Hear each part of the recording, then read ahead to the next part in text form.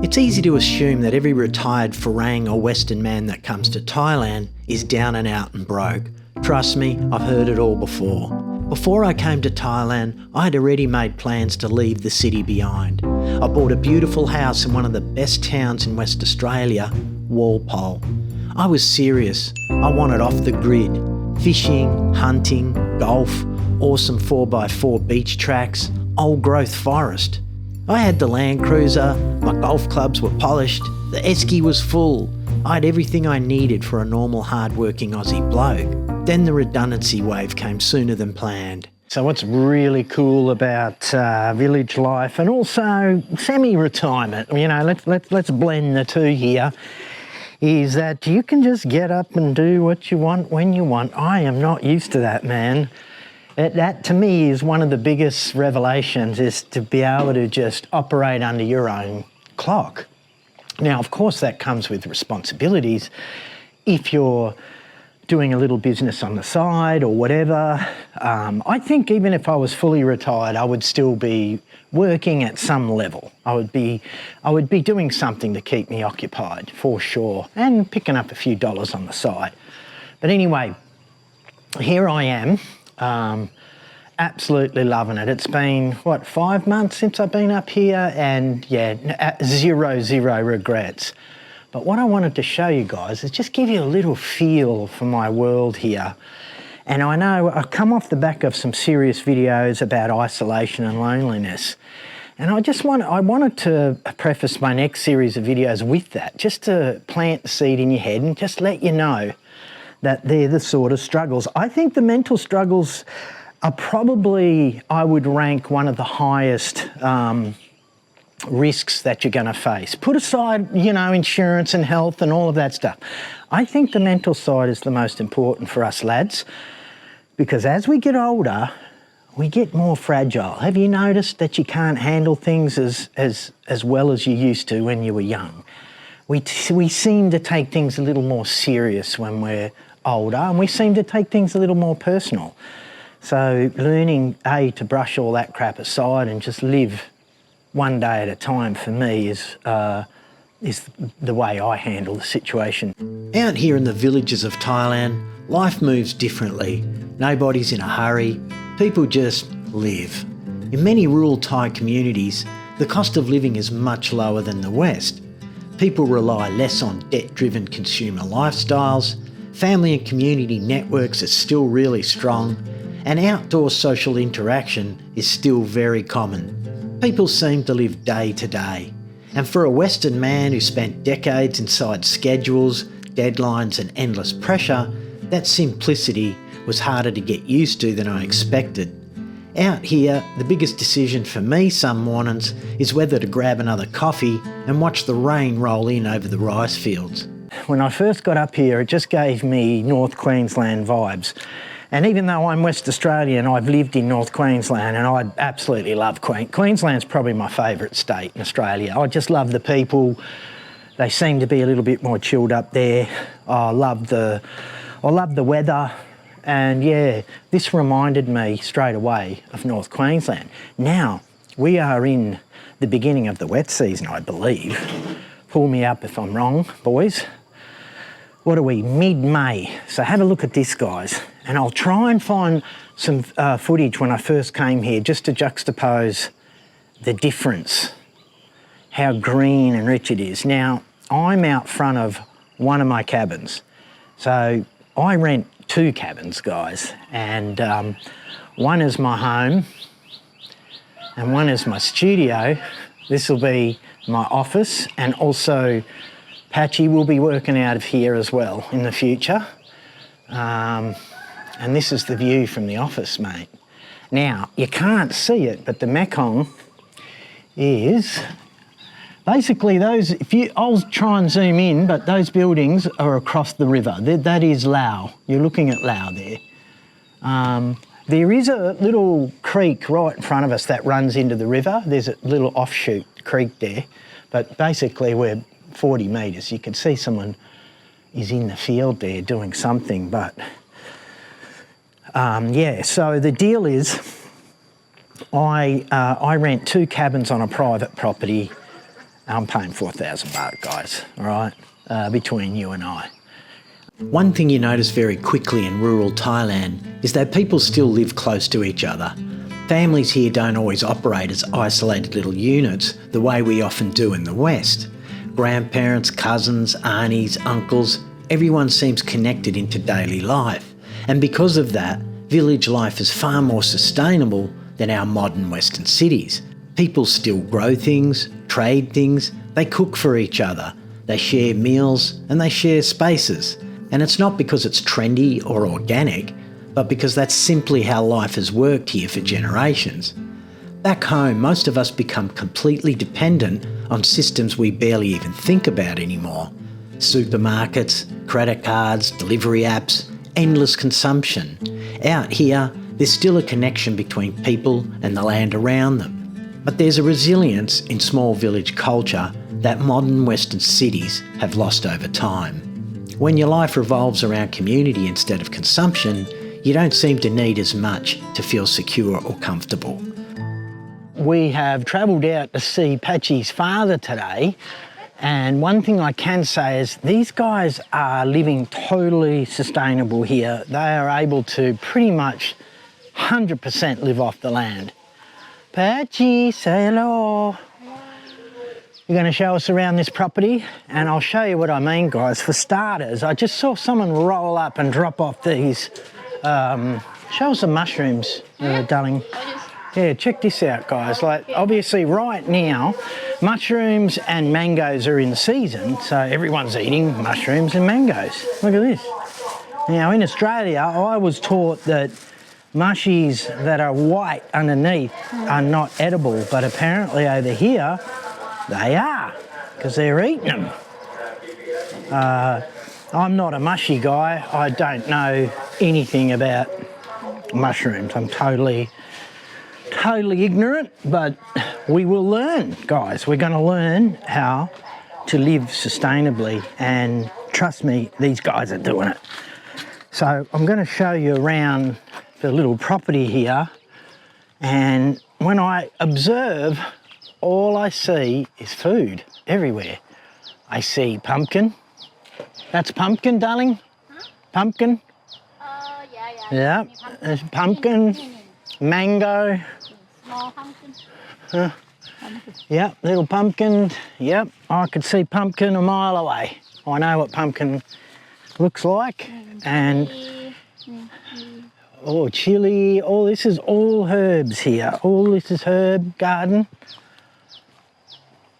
All herbs. I can see the lemongrass everywhere. Mangoes. Tomato. Not tomato. What is this? Oh, a little squash. I think that's a squash, guys. But let's have a look around. And it is like intensely hot today, guys. Just check it out. I'll give you a little. Have a look at this. This is, I reckon it's got to be 80% humidity right now. And what these guys do, they do what we used to do back in the 80s, and they put a sprinkler. Now, I'll zoom in on this, but there's a sprinkler system on the roof there, and they turn that on to cool the tin roof down. No insulation. I mean, I think I'd have to put a ceiling in that building and put some insulation in there, but they do it their own way. And there's plenty of water up here too. This looks like squash. What are they, darling? What is this? These little plum. No, I will translate later. You eat? Oh, she's eating it. Oh, sour. mango hào mã đào hồ. I will translate this later. I haven't got a clue what Patchy's saying, but all right, let's get out there quick because this camera is heating up like a proverbial, but it's getting very hot, this camera, and the batteries don't like it. Now, but come out the back here, you got the bananas here. You can see there's just food everywhere, guys. And these guys don't go to Big C and buy I mean, they rarely even go to the shop. I think the only time these guys go to the shop is to buy snacks or beer. But here you can see you got the mangoes everywhere. Guys, the mangoes are growing wild on the sides of the streets, and bananas. Like, you're just not going to go hungry up here. And if, like I said, if there was ever a zombie apocalypse, I know where I'm going to be, and it won't be in the West. One thing that I've struggled with over the years is the growing feeling that modern Western society no longer trusts ordinary people to make decisions for themselves, because for far too long we've allowed our governments to overreach into our personal lives. And somewhere along the way, a culture developed where governments increasingly stepped into areas of life that is our personal responsibility. There's an underlying idea that people constantly need to be protected from themselves. Some people call this progress, some call it safety, but for me, it feels like a nanny state mentality that slowly chips away at personal freedom and individual responsibility. And maybe that's part of why village life in Thailand feels so different to me. Out here, life feels less controlled and less managed. Now that doesn't mean Thailand is perfect, far from it. But after years of feeling boxed in by systems, rules, bureaucracy and social pressure, there's something deeply refreshing about living in a culture that still places genuine value on community, elders and personal responsibility. We've got to head into Pompasai, which is the main town from the village we're staying in. And we've got to head in there. I want to go to DIY. It's like a Bunnings. I've got to grab some sealant, a few bits and bobs. All right, don't laugh at the helmet, guys. It is definitely under regulations, but it's better than nothing. The only time I'll ever ride in Thailand is if I go into town from here, and we're out in the middle of the sticks, so the traffic's not so bad, but I wouldn't ride in any of the major tourist spots or metropolises. Too busy, too risky. All right, let's get out of here. I got my baby doing the riding. Patchy, are you going to get us home safely? No, it looks like a biker. All right, let's go. Ow! Seat's hot. Ah! Yeah, and I'm totally underclothed, guys. I would normally wear jeans and shit, but it's way too hot. Let's do it, baby.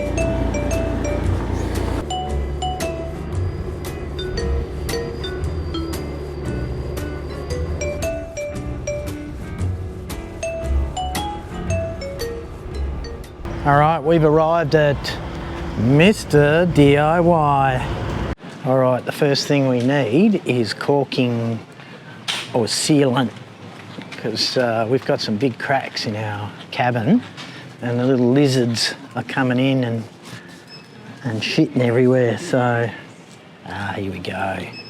Small. Huh? Small. Oh, what you got? You got me one?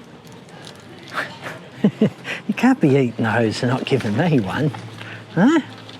No. No. Here we go. How much are these? 83 baht. Oh my God. Up. Here we go. All right, I've got the dispenser or the tool. So we need this. Acrylic sealant. 78 baht. We're going to need 2 of these, a minimum. Okay, I'll tell you what we need, because I'm organised and I have a little shopping list here. Wet wipes, sealant. I want the mini HDMI to HDMI cable. Here's the one thing you've got to get used to when you're up here in the sticks, guys, is getting hold of little things. Like, I just want a little mini HDMI to HDMI. I ordered one on Shopee, but there's a medium size. I need the really tiny one for my Sony camera. Hey guys, have you got a mini HDMI to a big HDMI cable? Yeah, hang on. HDMI. Yeah, but it's a mini to big. Mini to big. So little, nit noi to big.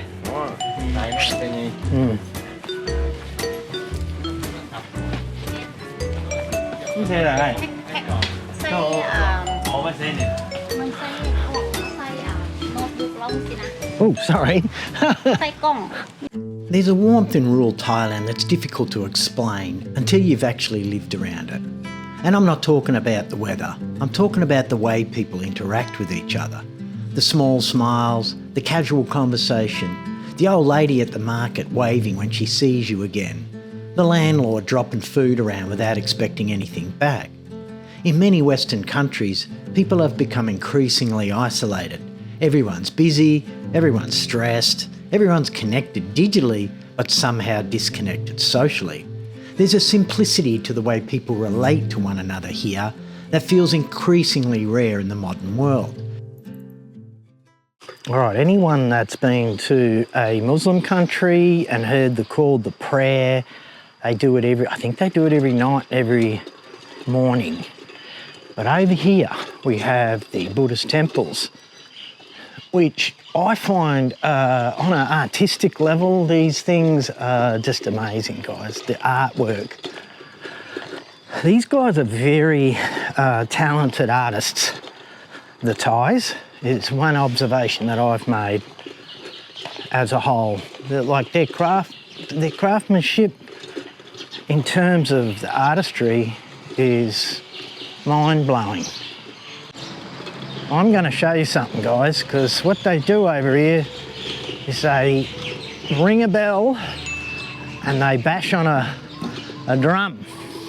And they only do it on certain days. And then they have this drum, and here's the thing, they beat off at consistently 4 or 5 days a week, between 5:30 and 6 o'clock. I noticed they just changed to 5:30. It used to be 6, so they're bashing away earlier.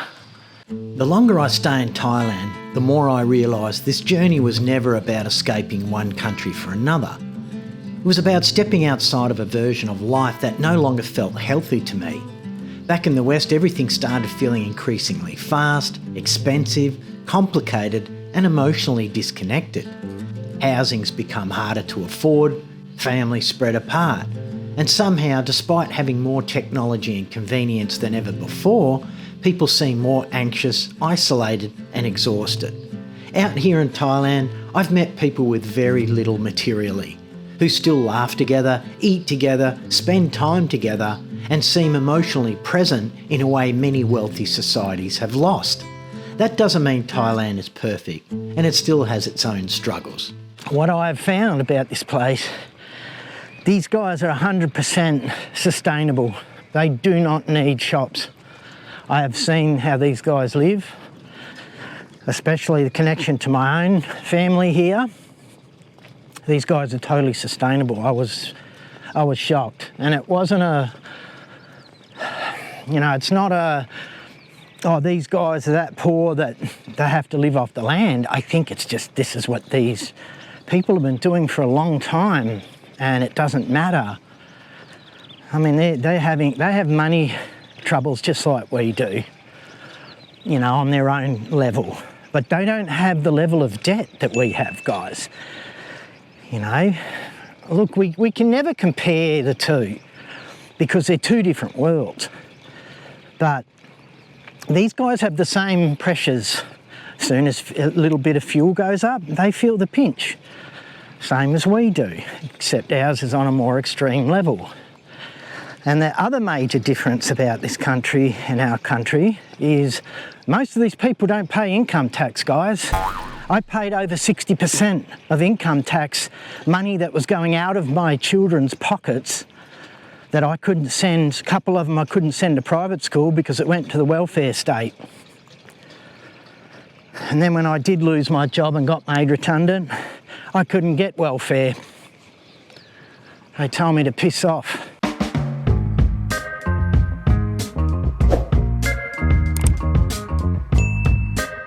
All right, guys, I've run into a couple of fishermen. Oh, Thailand. Yeah, in Thailand. We're not in Laos. No.